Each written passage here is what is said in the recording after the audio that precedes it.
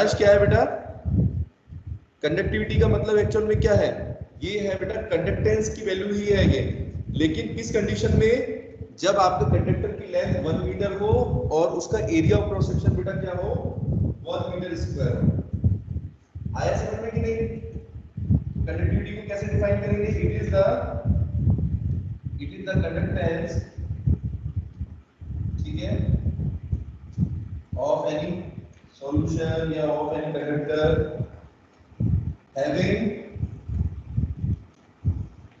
Length कितनी होगी बेटा उसकी, L is equal to 1 meter and area of cross section is equal to 1 meter square।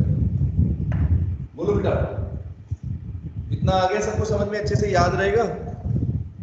Yes, एक बार sir. आपको पढ़ा चुका हूँ। आप लोग रिवाइज भी बेटा थोड़ा करो जल्दी जल्दी, नहीं तो बहुत सिलेबस है, कवर करना मुश्किल हो जाएगा।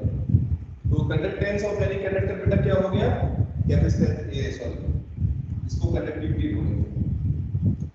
और इसी वजह से बेटा कंडक्टिविटी को कभी कभी क्या बोलते हैं, कई बार एग्जाम में क्वेश्चंस आए हैं और वहां पर बेटा कंडक्टिविटी ना बोल के, कापा ना बोल के क्या बोलेगा, विशेष का दूसरा नाम ध्यान दें सभी बच्चे, इसको स्पेसिफिक कंडक्टेंस भी बोलते हैं।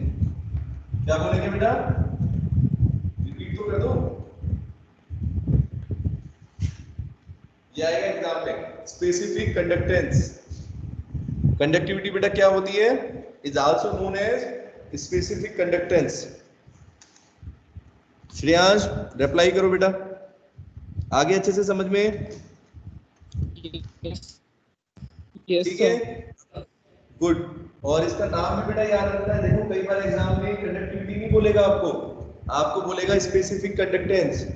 तो बच्चों ये मत भूल जाना कि स्पेसिफिक कंडक्टेंस क्या था, मानसी, स्पेसिफिक कंडक्टेंस और कंडक्टिविटी एक ही चीज होती है, ठीक है, क्योंकि इसका नाम स्पेसिफिक कंडक्टेंस भी बोलते हैं इसको, ठीक है, क्योंकि कंडक्टेंस के बराबर ही होता है जब लेंथ की वैल्यू 1 मीटर हो और एरिया 1 मीटर स्क्वायर, ठीक है। तो चलो यूनिट कौन बताएगा, इसकी यूनिट क्या होती है, कापा की यूनिट कैसे निकालेंगे, ये सब बेटा जो भी मैंने लिखा है ये आप लोगों को रटने की जरूरत नहीं है। अगर आप मेरी बात को ध्यान से सुनेंगे, समझेंगे, एक बार नोट्स को रिवाइज करेंगे ऋषि, तो ये सारी चीजें बेटा आपके दिमाग में सेव हो जाएंगी। एक बार प्रैक्टिस और कर सकते हो, एक बार लिख के देख लो, रिटर्न करने से बहुत अच्छा आता है, ठीक है, समझ रहे मेरी बात? ऋषि बताओ यूनिट बेटा क्या होगी इसकी, यूनिट बताओ ना, यूनिट कैसे निकालेंगे, कापा की यूनिट क्या होगी, जी की तो आपको बता दी मैंने, siemens metre inverse. Good, siemens metres inverse. और बेटा इसको भी याद रखने की जरूरत नहीं है, ये देखो ये फॉर्मूला बस आपको याद रखना है, वो भी हो जाएगा प्रैक्टिस करोगे तो, जी एल अपॉन ए। तो बेटा एक बार यूनिट्स पर ध्यान देते हैं, जी की यूनिट क्या है, साइमंस एस, लेंथ की बेटा metre, area metre square, solve करो, एक पावर सॉल्व हुई, साइमंस मीटर इनवर्स। तो ये बेटा जो यूनिट है it is the SI unit, क्या है बेटा ये, साइमन मीटर्स इनवर्स, ये एसआई यूनिट है, ठीक है। और दूसरी यूनिट कौन सी होती है मानसी, दूसरी यूनिट क्या होगी बेटा, what would be the other unit, centimetre inverse, ठीक है। उसके लिए बेटा यहाँ पर कापा को हम लिखेंगे साइमंस सेंटीमीटर इनवर्स, और वो डिपेंड करता है बेटा डायमेंशन कैसे दे रखे हैं। अगर आपको क्वेश्चन के अंदर डायमेंशन मीटर में दे रखे हैं, जैसे एरिया अगर आप मीटर में निकाल रहे हो और लेंथ मीटर में रख रहे हो, तो बेटा यूनिट क्या आएगी कापा की, साइमन मीटर इनवर्स आएगी। और अगर आप सेंटीमीटर में रख रहे हो दोनों वैल्यू को, तो फिर आप सेंटीमीटर में निकाल सकते हो, किसी भी यूनिट का यूज कर सकते हैं। आरएशी आया बेटा कुछ समझ में, क्या पढ़ गए हम? ये अभी स्पीड इसलिए ज्यादा तेज थी क्योंकि मैं ये पहले करा चुका हूं कि नहीं? Yes. ये रिवीजन था। चलो इसके बाद बेटा नेक्स्ट टॉपिक क्या था हमारा, कंडक्टिविटी। जो हमारा कापा है ये किसके ऊपर डिपेंड करता है बेटा, कौन कौन से फैक्टर्स के ऊपर डिपेंड करता है, और फिर इसके कितने टाइप्स होते हैं, तो किस किस मेटेरियल के ऊपर डिपेंड करेगा, उसके अकॉर्डिंग हम क्लासिफाई करें अगर, तो कैसे करेंगे बताओ। अगर कंडक्टिविटी के बेसिस पर देखें क्या क्या होता है बेटा, 3 तरह के मटेरियल्स होते हैं, फिजिक्स में पढ़ते हो, कंडक्टर्स, ठीक है, एक तरफ इंसुलेटर हो गए, ठीक है, और क्या होता है, एक और चीज होती है दैट इज कॉल्ड सेमीकंडक्टर। सबसे ज्यादा कंडक्टिविटी बेटा किसकी है, प्रफुल्ल, सबसे ज्यादा कंडक्टर्स की सबसे ज्यादा होती है maximum value, kappa is equal to maximum, और कापा मिनिमम किसमें होगा, कंडक्टिविटी की वैल्यू सबसे कम होगी इंसुलेटर, और इंसुलेटर, ठीक है, और इनके बीच में लाई करेगी सेमीकंडक्टर्स की, कंडक्टर से कम होगी इंसुलेटर से ज्यादा होगी, ठीक है। लेकिन ये सब चीजें इतनी ज्यादा इंपॉर्टेंट केमिस्ट्री में नहीं है। आपको कौन सी कंडक्टिविटी पढ़नी है, अभी बताया था कल भी मैंने, कल की क्लास में 2 टाइप की कंडक्टिविटी होती है। तो बेटा देखो कंडक्टिविटी 2 टाइप से पढ़ते हैं, एक होती है, या कंडक्टेंस भी बोल सकते हैं, कंडक्टेंस लिख देता हूं, ये बेटा 2 तरह से हो सकती है, एक होती है मेटालिक कंडक्टेंस, क्या होती है बेटा, मेटालिक, या इसको एक और नाम भी बोलते हैं, क्या दूसरा नाम था इसका, मेटालिक या फिर इलेक्ट्रिकल कंडक्टेंस, इलेक्ट्रिकल कंडक्टेंस। ये बेटा कहां पर होगी ऋषि, इस कंडक्टेंस को हम कहां यूज करेंगे, नाम में भी दिखा हुआ देखो मेटालिक, यानी बोलो तो,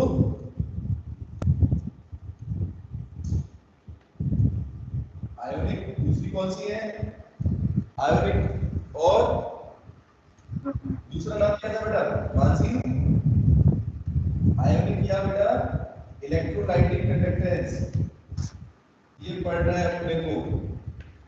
अब इसके बारे में तो देखो ये 2 क्लासिफिकेशन आपको बताऊंगा, कल भी कराया था, एक बार फिर देख लेंगे। मेटलिक कंडक्टेंस बेटा क्या होती है, जो हम नॉर्मली मेटल्स की बात करते हैं, जैसे मेटल्स के अंदर करंट क्यों फ्लो करता है, बहुत क्लास से पढ़ते आ रहे हो,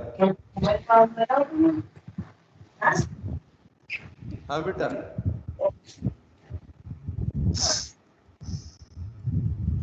मानसी बताओ बेटा, करंट किस लिए फ्लो कर, ओ सॉरी, मेटल्स के अंदर कंडक्टेंस बेटा किसकी वजह से होगी, मेटल्स क्यों अच्छे इतने कंडक्टर हैं बताओ, क्या रीजन है उनका, मेटालिक कंडक्टेंस, मेटालिक का मतलब क्या है, बीच में स्पेस बहुत कम, अरे किसके बीच में स्पेस कम होता है, एटम, अच्छा तो उसे उसे कंडक्टेंस का क्या मतलब है, स्पेस का बेटा यहाँ पर, पास करता है, तो इलेक्ट्रॉन्स बोलो ना, हाँ इलेक्ट्रॉन्स की बात करो, हाँ क्या इलेक्ट्रॉन्स, क्या होता है इलेक्ट्रॉन्स का, सर उसमें बताओगे, इलेक्ट्रॉन फ्री रहेंगे, ऐसे पूरी बात बोला करो, इलेक्ट्रॉन्स बेटा उसमें फ्री होते हैं, और जब फ्री इलेक्ट्रॉन्स होने का मतलब है इलेक्ट्रॉन्स बेटा क्या कर सकते हैं, मूव करने के लिए फ्री हैं, electrons are free to move easily, electron आसानी से मूव कर सकते हैं, और जब कभी इलेक्ट्रॉन्स बेटा आसानी से मूव करेंगे तो क्या करेंगे, वो कंडक्टेंस को बढ़ाएंगे कि नहीं, ये वही बात ऐसे बताया करो, ठीक है यश, पूरी बात क्या होगी बेटा, इलेक्ट्रॉन्स फ्लो,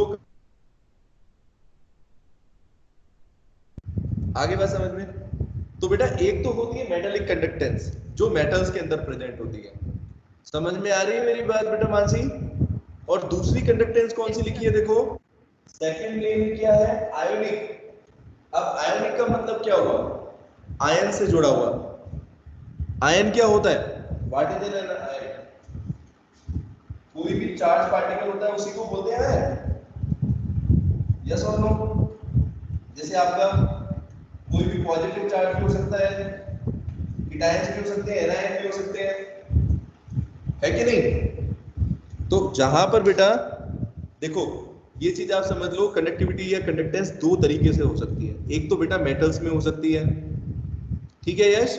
मेटल्स में क्यों होगी? इलेक्ट्रॉन्स की वजह से, इलेक्ट्रॉन्स फ्लो कर रहे हैं, ठीक है? ऋषि आ रही मेरी बात समझ में कि नहीं? रिप्लाई भी नहीं दे रहे। आ रही है सर। ठीक है।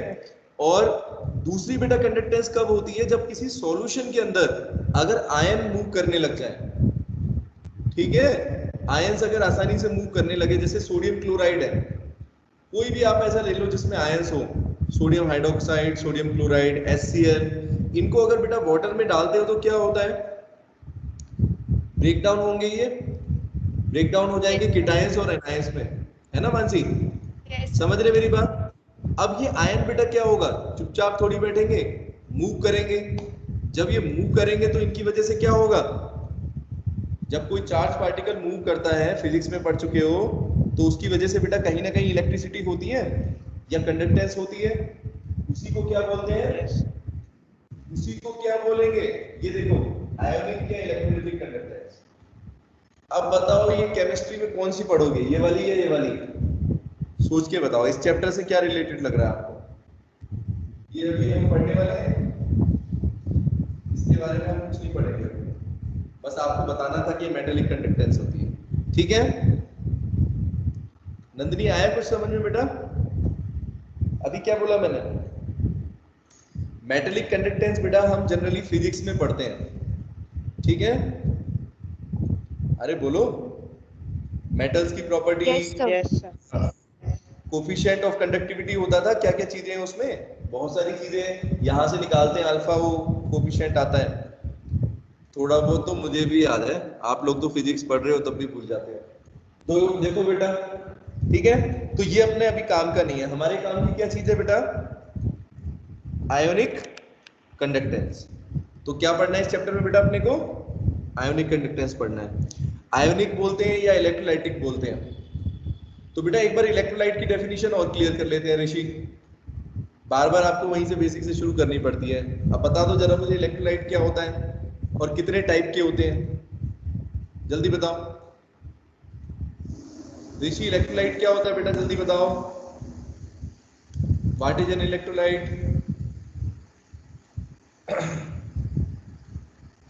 अरे बताया था कुछ दिन पहले क्लास में ही। यस, क्या होता है इलेक्ट्रोलाइट बेटा? किसको बोलोगे इलेक्ट्रोलाइट? किसको बोलोगे? कौन इलेक्ट्रोलाइट है, कौन नहीं है? एक सॉल्यूशन के अंदर, जैसे मान लो एक आपने लेमन जूस लिया, ठीक है? बहुत छोटी क्लास से पढ़ रहे हैं, मानसी बताओ जरा क्या होगा बेटा इलेक्ट्रोलाइट? सिंपल प्रॉपर्टी का क्या मतलब? इलेक्ट्रोलाइट का मतलब क्या है? सिंपल सा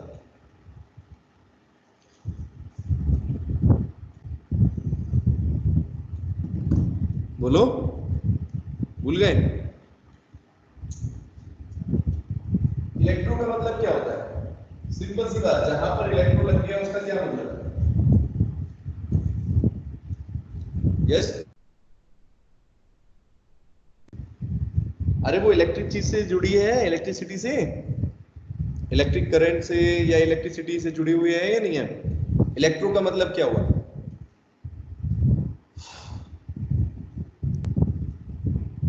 बेटा रिप्लाई तो करो, सब चुप हो जाते हैं। बोलो, हाँ क्या होता है इलेक्ट्रोलाइट? बोलो। नहीं पढ़ाऊंगा आगे जब तक आप लोग नहीं बोलते। इलेक्ट्रिसिटी पास हो सके वो, हाँ, जिसमें आयन से इलेक्ट्रिसिटी। हाँ बिल्कुल, जैसे मान लो बेटा देखो, जैसे मैं बार बार बोल रहा हूँ, किसी लिक्विड की बात करो, अगर कोई लिक्विड आपने लिया, जैसे मान लो आपने मिल्क लिया, वाटर लिया, कोई भी चीज ले लो, लेमन जूस, HCl, ठीक है? अगर किसी को बेटा आपने, किसी का एक्वस सॉल्यूशन है, जैसे मान लो इसको वाटर में डाल दिया, ठीक है, HCl को या सोडियम क्लोराइड को या लेमन जूस को, तो अगर बेटा उसके अंदर, अगर उसके अंदर हमने इलेक्ट्रिसिटी पास होती हुई देखी, अगर हमें दिखेगा कि इसमें करंट पास हो रहा है, सर्किट के थ्रू कंप्लीट हो रहा है, तो हम उसको क्या बोल देंगे? Simply it is an electrolyte. ठीक है दिशा, बोलो बेटा। Yes, sir. ठीक है, इलेक्ट्रोलाइट समझ में आया? अब इलेक्ट्रोलाइट कितने टाइप के होते हैं ये कौन बताएगा? मानसी, ये क्लास में आई थिंक करा चुका हूं तुम लोगों को भी, नहीं बताए थे? चलो कितने टाइप के होंगे बताओ यश? 2 टाइप के थे बेटा, वीक और स्ट्रॉन्ग। वीक और स्ट्रॉन्ग। वीक का क्या मतलब होता है, स्ट्रॉन्ग का क्या मतलब होता है? बोलो। वीक का मतलब जो वाटर में कंप्लीटली डिसोशिएट नहीं होंगे, बिल्कुल। और क्या? और स्ट्रॉन्ग का मतलब पूरा डिसोशिएट हो जाएंगे। बिल्कुल, अपने आप पूरी तरह डिसोसिएट हो जाएंगे। तो बेटा इसमें कोई बड़ी चीज नहीं है। स्ट्रॉन्ग का मतलब क्या हो गया? जो आसानी से डिसोसिएट हो जाए। जैसे NaCl है या HCl की बात बेटा करो, तो जैसे ही आप वाटर में HCl को डालोगे क्या होगा? HCl ब्रेक डाउन हो जाएगा तुरंत, H पॉजिटिव आयन मूव करने लगेगा, Cl नेगेटिव आयन मूव करने लगेगा। समझ रहे सभी बच्चे? इसी चीज को क्या बोलते हैं? Strong electrolyte. ये होते हैं स्ट्रॉन्ग इलेक्ट्रोलाइट्स जिनका डिसोसिएशन बेटा बहुत जल्दी होता है, ठीक है? जिनका डिग्री ऑफ डिसोसिएशन क्या होगा बेटा? बहुत हाई होगा, 1 होता है लगभग इसका। जैसे मान लो अगर आपने 100 एटम्स 100 मोल डाले NaCl के, तो आप क्या देखोगे बेटा? NaCl के 100 में से 100 जो है सारे के सारे किस में कन्वर्ट हो गए? 100 उसमें सोडियम Na पॉजिटिव आयन बन गए और 100 बेटा क्या बन गए? क्लोराइड आयंस बन गए। मेरी बात समझ में आ रही है सबको? इसको बोलते हैं स्ट्रॉन्ग इलेक्ट्रोलाइट्स। 2 तरह के होते हैं इलेक्ट्रोलाइट्स, एक स्ट्रॉन्ग होते हैं, एक वीक होते हैं। ठीक है प्रफुल्ल? अरे रिप्लाई तो करो। प्रियंका आया बेटा समझ में? अब भूलोगे तो नहीं? अरे अब तो नहीं भूलोगे? बताओ। No sir. स्ट्रॉन्ग और वीक, ठीक है? तो बेटा मैं इसलिए बता रहा था स्ट्रॉन्ग वीक, क्योंकि इस चैप्टर में बेटा हमें ये सब पढ़ना है कि एक स्ट्रॉन्ग इलेक्ट्रोलाइट की प्रॉपर्टी क्या है, वीक की कैसी होती है, उसमें कंडक्टेंस कैसी होती है, तो ये सब चीजें भी हम पढ़ने वाला है। तो बेटा मेटलिक कंडक्टेंस सबको समझ में आया? नेहा कहाँ पे यूज करेंगे इसको? प्रॉपर्टी, मेटल की प्रॉपर्टी है, ठीक है? और जनरली इसमें फिजिक्स में आप फिजिक्स के कंसेप्ट में यूज करते हो, और केमिस्ट्री में बेटा हम लोग पढ़ते हैं आयोनिक कंडक्टेंस या इलेक्ट्रिक कंडक्टेंस इस इलेक्ट्रोकेमिस्ट्री चैप्टर के अंदर, ठीक है? अब एक बार इन दोनों के बीच में बेटा डिफरेंस और बता देता हूं, ठीक है? एग्जाम पॉइंट ऑफ व्यू तो इंपॉर्टेंट नहीं है, लेकिन कंसेप्ट बहुत जरूरी है। तो क्या क्या डिफरेंस होंगे यश बताना जरा बेटा। एक दो पॉइंट तो मैं खुद ही बोल चुका हूं अपने मुंह से, अभी सोच के बताओ क्या बोले। इलेक्ट्रिकल कंडक्टेंस और मेटालिक में, इलेक्ट्रिक में और इसमें आयोनिक में क्या डिफरेंस है बताओ। मेटालिक में किसकी वजह से होगी बेटा कंडक्टिविटी? मेटालिक कंडक्टेंस किसकी वजह से होगी? क्या रीजन होगा? क्या मूव कर रहे हैं? इलेक्ट्रॉन्स। इलेक्ट्रॉन्स मूव कर रहे हैं, तो बस हो गया ना रीजन सिंपल। एक डिफरेंस तो मिल गया आपको। मेटालिक कंडक्टेंस बेटा होती है किसकी फ्लो की वजह से?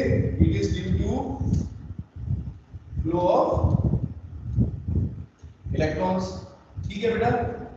बिल्कुल सिंपल सी बात है, due to flow of electrons. और आयोनिक कंडक्टेंस किसकी वजह से होगी ऋषि?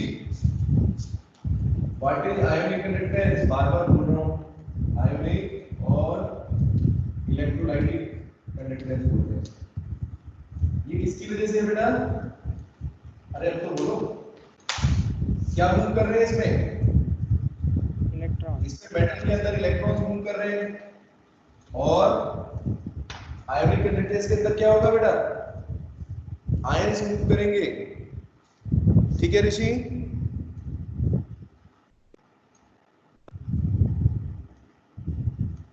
Due to flow of ions. Speed ज्यादा है क्या? मुझे तो स्लो ही लग रही है। ऋषि क्या हुआ बेटा? रिप्लाई क्यों नहीं कर रहे आप लोग? बोल तो दिया करो, क्या हुआ? यस किसकी वजह से होगी बेटा बताओ? Due to flow of ions. Ions आपको बता दिए केटायंस भी हो सकते हैं और एनायंस भी हो सकते हैं, ठीक है? फर्स्ट पॉइंट क्लियर हुआ सबको? First point is clear to all of you, ठीक है? इनकी डेफिनेशन ये है बेटा, मेटल का मतलब मेटल, मेटल के अंदर होते हैं इलेक्ट्रॉन्स, फ्री इलेक्ट्रॉन्स, आयनिक का मतलब हुआ या इलेक्ट्रोलाइट का मतलब हुआ, इसमें इलेक्ट्रोलाइट होगा। इलेक्ट्रोलाइट में बेटा क्या होते हैं, आयंस होते हैं, तो आयंस के मूवमेंट की वजह से होता है। ठीक है, इतना समझ में आ गया। चलो सेकंड पॉइंट की तरफ बढ़ते हैं। सेकंड पॉइंट बेटा कल क्या बताया था, अगला पॉइंट था हाँ डिकम्पोजिशन। मानसी किसके अंदर बेटा डिपोजिशन होगा बताओ। मेटल का डिकम्पोजिशन हमने किसमें पढ़ा है, मेटालिक में होता है या आयनिक में होता है।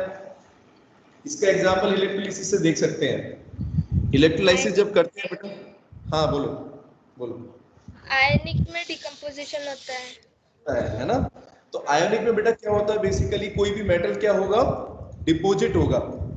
लेकिन अगर हम मेटेलिक कंडक्टेंस की बात करें, जैसे मान लो अगर सपोज ये मान लो बेटा आयरन की कोई ऑब्जेक्ट है, ये चौक मान लो मेटेलिक है, मेटल है, मेटल से बनी हुई है। अब इसके अंदर अगर करंट फ्लो करेगा तो क्या इसके अंदर कोई डिपोजिशन होगा, किसी मेटल का कोई डिकम्पोजिशन होगा क्या। अरे बोलो, सिंपल सी चीज है। किसी भी करंट कंडक्टर के अंदर से करंट फ्लो करता है, क्या उसके अंदर कोई मैटर डिपॉजिट होता है। सिंपल सा डिफरेंस ऋषि, यहां पर मैटर डिपोजिशन होगा या नहीं। No decomposition of any substance. ठीक है, आगे बेटा समझ में यश बोलो। नो डिकम्पोजिशन ऑफ सब्सटेंस, कोई भी डिकम्पोजिशन नहीं होगा इसमें। ठीक है, जबकि आयोनिक के अंदर हम पढ़ चुके हैं बेटा इलेक्ट्रोलिसिस के अंदर कैथोड के ऊपर मैंने आपको बताया था सोडियम का, जैसे सोडियम क्लोराइड का एग्जांपल दिया था, तो उसमें बेटा क्या हो रहा था, कैथोड के ऊपर सोडियम मेटल डिपॉजिट होता है। तो यहां पर लिखेंगे कि यहां पर डिकम्पोजिशन जरूर होता है। ठीक है, तो डिकम्पोजिशन ऑफ मेटल्स या सब्सटेंस टेक्स प्लेस। ठीक है बेटा, सेकंड पॉइंट आ गया समझ में, decomposition of substance takes place. ठीक है, चलो नेक्स्ट पॉइंट की बात करेंगे। अगला क्या है, अगला है बेटा टेम्परेचर। तो बताओ कौन बताएगा टेम्परेचर के साथ मानसी क्या होता है। टेम्परेचर के क्या साथ क्या इफेक्ट दिखेंगे बेटा। अगर टेम्परेचर को हम बढ़ाते हैं तो मेटलिक कंडक्टेंस के ऊपर क्या इफेक्ट पड़ेगा। अगर आपने टेम्परेचर बढ़ा दिया कम हो जाएगी। कम हो जाएगी, क्योंकि बेटा हम जानते हैं किसी मेटल के अंदर हम रेजिस्टेंस की अगर बात करें तो रेजिस्टेंस बेटा टेम्परेचर के इंक्रीज करने से इंक्रीज करती है, और कंडक्टेंस बेटा क्या है रेजिस्टेंस की, रेसिप्रोकल होती है। तो अगर रेजिस्टेंस टाइम टेम्परेचर के साथ बढ़ेगी तो फिर कंडक्टेंस क्या करेगी, C is equal to 1/R। उसकी वैल्यू बेटा क्या होनी चाहिए, अगर R बढ़ेगा तो G क्या होगा, डिक्रीज करेगा। तो हम बोलेंगे कि मेटलिक कंडक्टेंस बेटा डिक्रीज करती है टेम्परेचर के साथ, decrease with increase in temperature. आ रहा है बेटा समझ में सबको, बोलो जल्दी रिप्लाई कर दो। नेहा आ गया बेटा समझ में इतना। ठीक है, टेम्परेचर की इंक्रीज करने के साथ कंडक्टेंस डिक्रीज करेंगे। अब आयोनिक में क्या होगा, ये बहुत इंपॉर्टेंट है। आयोनिक में बेटा क्या होता है, अगर हम आयोनिक कंडक्टेंस की बात करें तो उसमें बेटा टेम्परेचर का क्या इफेक्ट पड़ेगा।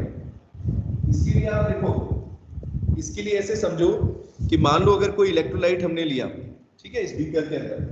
अब यहाँ पर बेटा अगर मैंने कोई इलेक्ट्रोलाइट लिया है तो आप बढ़ा देते हो टेम्परेचर। टेम्परेचर बेटा कैसे बढ़ाओगे, टेम्परेचर बढ़ाने का मतलब क्या हुआ, इसको हीट करोगे ना। बोलो बेटा, टेम्परेचर बढ़ाने का मतलब हीट कर दिया हमने ऋषि। जब हम हीट करते हैं किसी चीज को, तो अब मान लो अगर आपने सॉल्यूशन को हीट किया, इसमें आयंस है, सोडियम आयंस है, क्लोराइड आयंस है, कोई भी आयंस है, कीटायंस और एनायंस है। अब ये आयन बेटा क्या होंगे, जैसे ये जब आप टेम्परेचर बढ़ाओगे तो आयंस क्या करने लगेंगे, बोलो, मूव करने लगेंगे एक तरीके से आसानी, मतलब एक तरीके से कहीं ना कहीं जो टेम्परेचर आप बढ़ा रहे हो उसकी वजह से बेटा आयन का मूवमेंट क्या हो गया, इंक्रीज हो जाता है। ठीक है, आसानी से मूव करते हैं। कीटायंस भी मूव करेंगे और एनायंस भी मूव करेंगे। इसका रीजन ऐसे समझ सकते हो, इनके बीच में बेटा inter ionic force of attraction होता है। क्या होता है, inter ionic force of attraction. इस वर्ड का मतलब बेटा समझ रहे हैं ऋषि? इंटरआयनिक अट्रैक्शन बेटा क्या होता है? इंटरआयनिक फोर्स ऑफ अट्रैक्शन क्या हुआ? अगर एक सोडियम आयन है और एक क्लोराइड आयन है तो इनके बीच में कौन सा अट्रैक्शन होगा? एक पॉजिटिवली चार्ज है, एक नेगेटिवली चार्ज है। इनके बीच में बेटा क्या हो जाएगा? कुछ अट्रैक्शन होगा फोर्स का, आपस में जुड़ने की कोशिश करेंगे। यस और नो? अरे बहुत दबी दबी आवाज आ रही है। हाँ यश बोल रहा है, बस ठीक है। यश बोल रहा है, मानसी बोल रहा है, बाकी बच्चों को क्या हो गया है? श्रेयांश क्या हुआ बेटा? क्या हो गया? रिप्लाई तो कर दिया करो, कोई भी कर सकता है कि हाँ सर मुझे आ गया समझ में। आ गया सर। अरे वाह, कॉन्ग्रेचुलेशन, चलो बहुत बढ़िया। अब सोडियम, चलो आप ही बताओ ऋषि बेटा, इनके बीच में फोर्स ऑफ अट्रैक्शन होगा या नहीं? बताओ। कोई भी अगर एक पॉजिटिव आयन है और एक नेगेटिव आयन है, केटायन है, होगा इसके बीच में सर। क्या होता है बेटा? होता है। लेकिन अगर हम टेम्परेचर बढ़ाते हैं तो क्या होगा? बताओ। अगर आपने टेम्परेचर बढ़ा दिया यानी आपने इसको हीट करना शुरू कर दिया, अब ये फोर्स ऑफ अट्रैक्शन बेटा बढ़ेगा या कम होगा? सोचो। हाँ कम होता चला जाएगा, क्योंकि एक्चुअल में क्या कर रहे हो आप बेटा? आप क्या कर रहे हो? हीट कर रहे हो। हीट करने की वजह से क्या होगा? अब कीटायन को भी आपस में अट्रैक्ट नहीं रहेंगे अब वो। अब उनके बीच में जो बेटा कहीं ना कहीं फोर्स ऑफ अट्रैक्शन था वो दोनों मूव करना चाहते हैं अब। ठीक है, तो बेटा ये फोर्स ऑफ अट्रैक्शन क्या हो जाएगा? इंटरआयनिक अट्रैक्शन बेटा क्या होगा? डिक्रीज करता है। ठीक है, टेम्परेचर बढ़ाएंगे अगर तो इंटरआयनिक फोर्स ऑफ अट्रैक्शन बेटा क्या हो जाएगा? डिक्रीज करेगा। If we increase the temperature then interionic force of attraction increases. ठीक है, इसकी वैल्यू जो है वो डिक्रीज करेगी। अब सोचो, जब इनके बीच में ऋषि अट्रैक्शन फोर्स कमजोर हो जाएगा तो आयन क्या कर सकते हैं आप आसानी से? अगर इनके बीच का अट्रैक्शन फोर्स कम कर दिया आपने टेम्परेचर पर,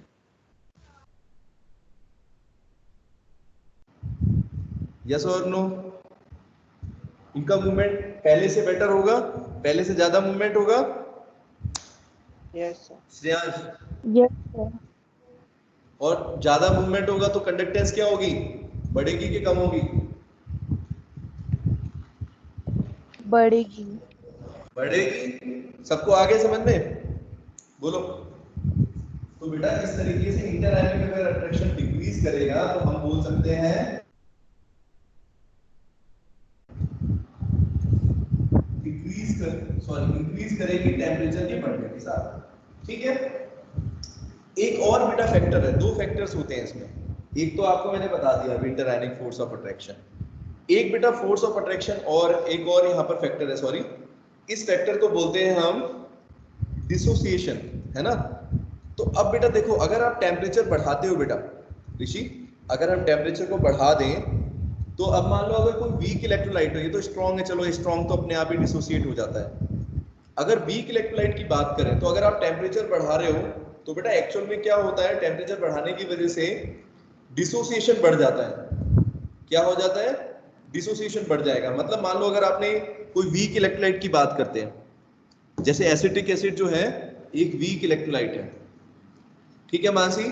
तो अगर हमने बेटा एसिटिक एसिड को अगर लिया और इसका डिसोसिएशन आपने देखा, अभी मान लो नॉर्मल टेम्परेचर है तो मैंने आपको बताया इसका डिसोसिएशन बहुत कम होता है बेटा, 10% 20% ऐसा कुछ रहेगा। ठीक है, ओके।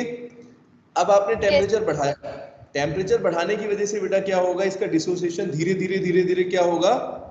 इंक्रीज करेगा। और अब खुद सोचो, अगर डिसोसिएशन बढ़ेगा तो बेटा नंबर ऑफ आयंस जो होंगे इस सॉल्यूशन के अंदर वो बढ़ेंगे। जब नंबर ऑफ आयंस बढ़ेंगे मानसी, तो कहीं ना कहीं क्या होगा? कंडक्टेंस की वैल्यू भी तो बढ़ेगी। जितने आयंस पहले थे उससे डबल हो गए, ट्रिपल हो गए, बढ़ते चले जा रहे हैं, इंक्रीज कर रहे हैं, तो इसकी वजह से क्या होगी? कंडक्टेंस की वैल्यू भी इंक्रीज करेगी। तो दूसरा फैक्टर बेटा कौन सा हो गया? आपको भी बताया मैंने, dissociation. Dissociation in case of weak electrolytes increases with increase in temperature. ठीक है बेटा, अगर टेम्परेचर हम इंक्रीज करते हैं तो उसकी वजह से बेटा किसी इलेक्ट्रोलाइट के अंदर जो वीक इलेक्ट्रोलाइट होते हैं उनका डिसोसिएशन भी बढ़ जाता है, और इस डिसोसिएशन के बढ़ने की वजह से बेटा क्या होगी, आयोनिक कंडक्टेंस की वैल्यू इंक्रीज करेगी। बोलो इतना समझ में आया? Very very important for any exam. किसी भी एग्जाम के लिए बेटा ये बात समझना बहुत जरूरी है, कंडक्टेंस के ऊपर टेम्परेचर का क्या इफेक्ट पड़ता है। बोलो सबको आया समझ में? Yes Yes. सर। ठीक है, चलो टेम्परेचर का फैक्टर अच्छे से समझ में आ गया।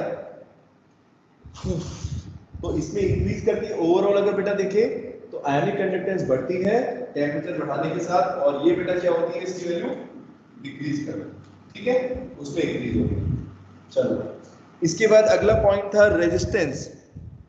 इन दोनों में अगर बेटा डिफरेंस कर रहे थे तो इसमें रेजिस्टेंस कौन सी होगी और इसमें कौन सी होगी, सोच के बताओ। अगर किसी मेटल के अंदर, अगर मेटल के अंदर मान लो, जैसे मान लो ये है मेटल से बना हुआ, ठीक है, चौक, तो इसके अंदर बेटा अगर करंट फ्लो कर रहा है तो उसको रोकने वाली चीजें कौन कौन सी हैं? कौन रोकता है करंट को? कौन रोकेगा?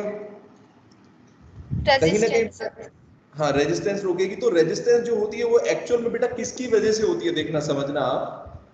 इसमें बेटा रीजन होता है, जैसे अगर हम देखें मेटल का स्ट्रक्चर एक्चुअल में कैसे होता है, मैं आपको बता रहा हूँ। वैसे तो बेटा सॉलिड स्टेट में पढ़ेंगे हम, ठीक है बेटा, सॉलिड स्टेट में पढ़ेंगे कि कैसे होते हैं स्ट्रक्चर। अभी आपको अगर ब्रीफली बताऊं तो एक्चुअल में बेटा देखो मेटल के स्ट्रक्चर इस तरीके से होते हैं कि ये तो होते हैं जैसे सोडियम, इनको बोलते हैं हम एक तरीके से, ये क्या है, एटम्स लगे हुए हैं, और ये एटम्स एक्चुअल में बेटा क्या होते हैं, इलेक्ट्रॉन अलग होते हैं। देखो इलेक्ट्रॉन बहुत सारे इकट्ठे होते हैं इस तरीके के, सी ऑफ इलेक्ट्रॉन सुना है कहीं पे, बोलते हैं मेटल्स है सी ऑफ इलेक्ट्रॉन्स। तो इस तरीके से इलेक्ट्रॉन्स रहते हैं। अब आप सुनना मेरी बात, जब आप इसको हीट दोगे बेटा, टेम्परेचर बढ़ाओगे, तो एक्चुअल में क्या होगा, ये सारे एटम्स वाइब्रेट करने लगेंगे। बोलो वाइब्रेट करेंगे, श्रेयांश वाइब्रेट करेंगे या नहीं? अगर आपने टेम्परेचर बढ़ाया, इसको हीट दे दी, मेटल को हीट करना शुरू कर दिया, तो क्या होगा, एटम्स के वाइब्रेट करने लग जाएंगे। बोलो यस और नो? बढ़ाओगे तो ऐसे से वाइब्रेट करेंगे। जब ये वाइब्रेट करेंगे बेटा तो इलेक्ट्रॉन्स के मूवमेंट को रोकने की कोशिश करेंगे, कहीं ना कहीं उसकी वजह से असर पड़ेगा। जैसे मान लो इलेक्ट्रॉन्स मूव कर रहे थे पहले आसानी से, अब आपने हीट करना शुरू कर दिया, हीट करने की वजह से बेटा एटम्स वाइब्रेट करने लगे। अब वाइब्रेट करेंगे तो बेटा इलेक्ट्रॉन्स के मूवमेंट को रोकने की कोशिश करेंगे, हिंडर करेंगे। यस और नो? बोलो बेटा, तेजस्वी आया समझ में कुछ? वाइब्रेटिंग एटम्स जो है इलेक्ट्रॉन्स के मूवमेंट को बेटा क्या कर रहे हैं, पहले फ्रीली मूव कर रहे थे इलेक्ट्रॉन्स, लेकिन जब आपने हीट कर दिया, टेम्परेचर दे दिया उसको, टेम्परेचर उसका इंक्रीज कर दिया, तो क्या हुआ, एटम्स के अंदर वाइब्रेशंस बढ़ गए। ठीक है ऋषि बेटा, रिप्लाई तो करो, रिप्लाई करो, आया समझ में? तो क्या होना चाहिए, रेजिस्टेंस बढ़ेगी ना, मतलब इलेक्ट्रॉन्स अब आसानी से मूव नहीं कर सकते, है कि नहीं? बोलो। तो बेसिकली बेटा इसमें मेटलिक कंडक्टेंस की अगर बात करें तो इसमें रेजिस्टेंस किसकी वजह से हो रही है, इन मेटल के एटम्स के वाइब्रेशंस की वजह से। किसकी वजह से बेटा? जो एटम्स वाइब्रेट कर रहे हैं। ठीक है, तो इसमें हम क्या लिख सकते हैं, रेजिस्टेंस इज ड्यू टू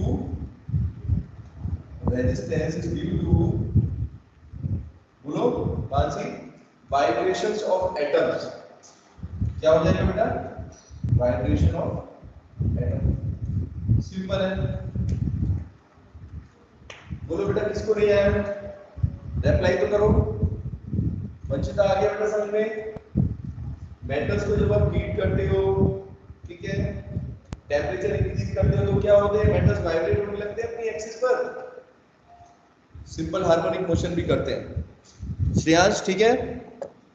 बोलो बेटा। तो रेजिस्टेंस का ये कारण है मेटेलिक कंडक्टेंस के अंदर।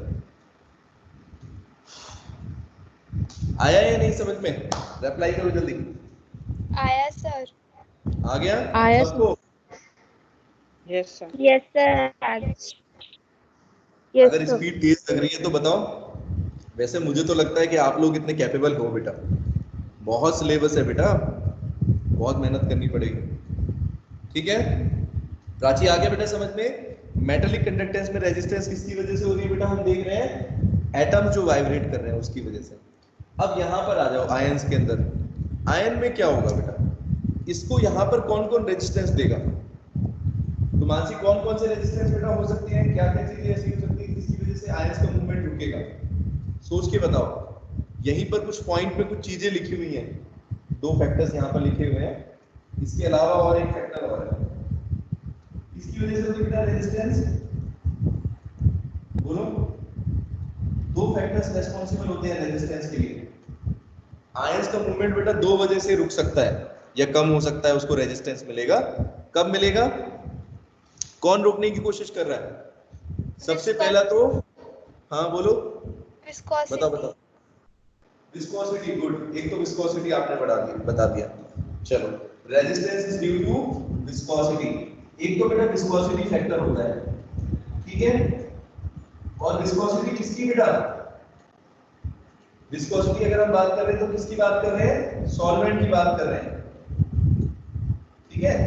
यानी बेटा अगर मान लो वाटर में अगर आपने सॉल्यूशन बनाया है तो वाटर हुआ, तो वाटर की विस्कोसिटी पर डिपेंड करेगी, कौन सा आप सॉल्वेंट ले रहे हो उसकी विस्कोसिटी कितनी है, पहली चीज। दूसरा बेटा एक और फैक्टर देखो, एक बार इसको देखना, ये फैक्टर नहीं देखा किसी ने, इंटरआयनिक फोर्स ऑफ अट्रैक्शन। ये बेटा अगर आप मेरी बात सुन रहे हो ध्यान से तो सुनो, रेजिस्टेंस बेटा मतलब क्या है, आयंस का मूवमेंट रुक जाए या कम हो जाए। अब सोचो अगर इंटरआयनिक अट्रैक्शन बेटा ज्यादा हो कहीं पर, मतलब कि एक्चुअल में क्या हो रहा है कि आयन आपस में बेटा क्या हो रहे हैं, एक दूसरे से अट्रैक्ट हो रहे हैं। ऋषि अगर 2 आयंस, एक केटायन और एनायन अगर आपस में चिपक गए, इकट्ठे हो गए, अट्रैक्ट हो गए, तो क्या कंडक्टिविटी या कंडक्टेंस की वैल्यू बढ़ जाएगी या क्या होगा, उसके ऊपर असर क्या होगा, क्या आयंस आसानी से मूव कर सकते हैं। अगर आयंस आपस में एक दूसरे के अट्रैक्ट हो गए, उनके बीच में फोर्स ऑफ अट्रैक्शन बढ़ गया, तो क्या फ्रीली मूव कर सकते हैं, नो सर, नहीं कर सकते। समझ रहे मेरी बात यश, आ गई समझ में कि बेटा कहीं ना कहीं अगर आयोनिक फोर्स ऑफ अट्रैक्शन जो है ये हमारे लिए क्या होगा, या हमारे लिए नहीं, आयोनिक कंडक्टेंस के लिए बेटा क्या होगा, रेजिस्टेंस क्रिएट करेगा, यस और नो, बोलो दिशा, आया बेटा समझ में। आयोनिक कंडक्टेंस के लिए रेजिस्टेंस कौन से फैक्टर्स होते हैं, एक तो इंटरआयनिक फोर्स ऑफ अट्रैक्शन, कैसे समझ में आया है ये, अभी बोला मैंने, अभी बताया आपको। जैसे ये Na पॉजिटिव और Cl नेगेटिव है, अगर इनके बीच में बेटा अट्रैक्शन का फोर्स बढ़ गया तो फिर ये आसानी से मूव कर सकते हैं कि नहीं, प्राची आसानी से मूव करेंगे, नो सर, नहीं करेंगे। अगर आसानी से मूव नहीं करेंगे तो इसका मतलब ये रेजिस्टेंस ही तो क्रिएट कर रहे हैं, they are creating a resistance to the ionic conductance बेटा, ठीक है, समझ गए सभी बच्चे। तो ionic inter ionic force of attraction बेटा क्या होना चाहिए, मतलब एक तरीके से क्या है, रेजिस्टेंस हमारी जो है किसकी वजह से हो रही है बेटा, एक तो inter ionic force of attraction की वजह से, और दूसरा बेटा विस्कोसिटी। विस्कोसिटी से कैसे होगा, विस्कोसिटी से कैसे एक्सप्लेन करेंगे, विस्कोसिटी का मतलब बेटा क्या होता है बेसिकली, बताओ विस्कोसिटी वर्ड का मतलब। जैसे 2 लिक्विड ले लिए मैंने, एक हनी ले लिया या एक मरकरी ले लिया। मरकरी देखा है किसी ने, कैसा होता है, पढ़ा है कभी इसके बारे में, कैसा होता है, हनी के जैसा होता है बिल्कुल बेटा, फ्लो नहीं करेगा आसानी से। तो अब इसमें इन दोनों में से एक वाटर ले लो और एक अपना हनी ले लो या मरकरी ले लो, तो आप मुझे बताओ किसकी विस्कोसिटी ज्यादा है और विस्कोसिटी का क्या इफेक्ट होगा, किसकी विस्कोसिटी ज्यादा होती है, जिसका बेटा, हाँ बोलो बोलो,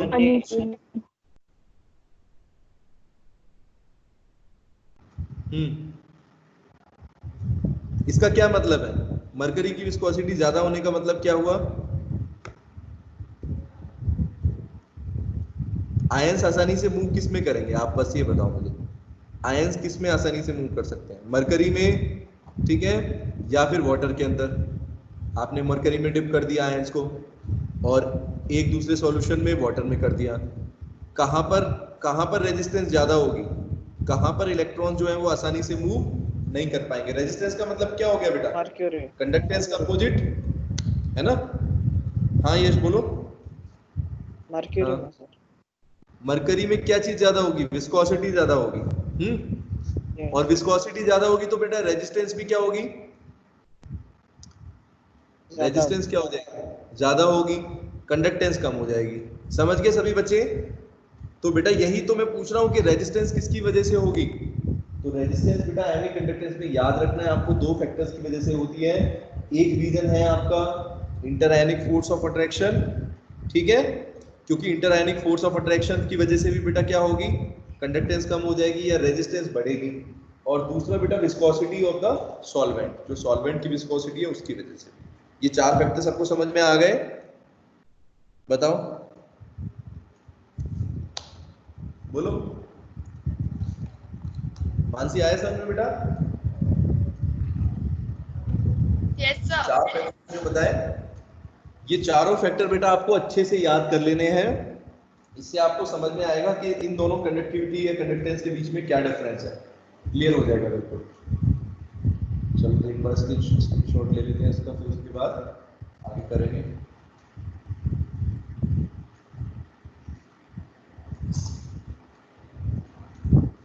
चलो अब बेटा देखते हैं, अगला टॉपिक है हमारा factors affecting conductance of electrolyte solution.